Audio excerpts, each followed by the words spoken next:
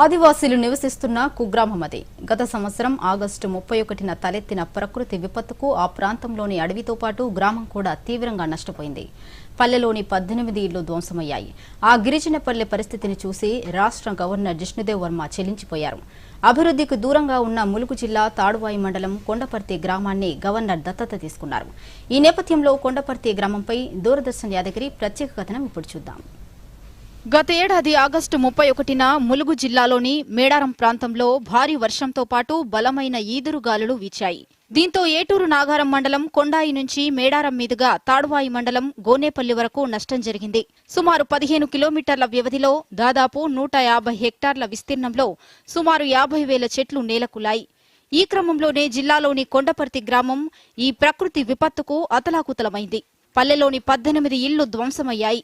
గత ఏడాది ఆగస్టులో జిల్లా పర్యటనకు వచ్చిన తెలంగాణ రాష్ట్ర గవర్నర్ జిష్ణుదేవ్ వర్మ విషయం తెలుసుకుని కొండపర్తి గ్రామాన్ని దత్తత తీసుకున్నారు.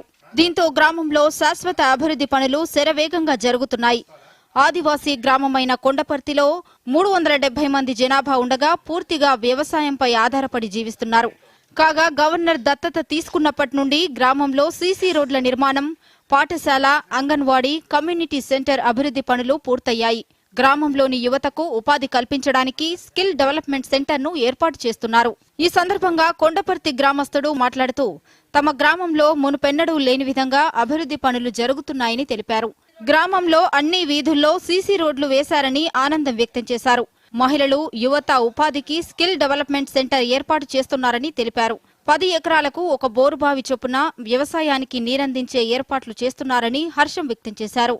మా గ్రామం గవర్నర్ గారు దత్తత తీసుకున్నారు.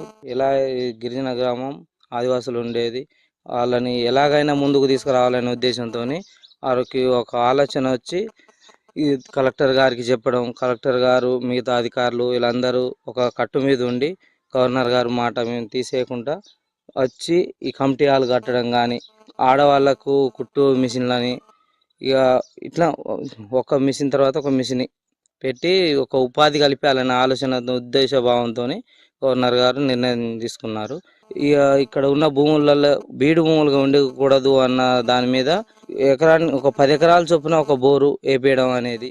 ఆర్ఎం నాగేశ్వరరావు మాట్లాడుతూ గవర్నర్ తమ గ్రామాన్ని దత్తత తీసుకున్నప్పటి నుంచి అభివృద్ధి పనులతో గ్రామం చాలా అభివృద్ధి అయిందన్నారు. గవర్నర్ జిష్ణుదేవ్ వర్మ తమ గ్రామాన్ని దత్తత తీసుకోవడం మా గ్రామస్తుల అదృష్టమని వెల్లడించారు. మన గవర్నర్ ద్వారా కూడా కొన్ని సెట్ చేసిండ్రు, ఇదంతా మాకి సంతోషంగా ఉన్నది. ఇంత ముందంటే నార్మల్ ఉండేది సార్, ఇప్పుడు కొద్దిగా పర్ఫెక్ట్ కాబోతుంది. ఇది దయ వల్ల, గవర్నర్ వల్ల. గవర్నరు వచ్చిన కాడికి వెళ్ళి ఇప్పుడు సీసీ రోడ్లు పడ్డాయి, మంచిగా ఉన్నది. అంతా దత్త తీసుకున్న కాడికి వెళ్ళి పర్వాలేదు, సంతోషం అనిపిస్తుంది.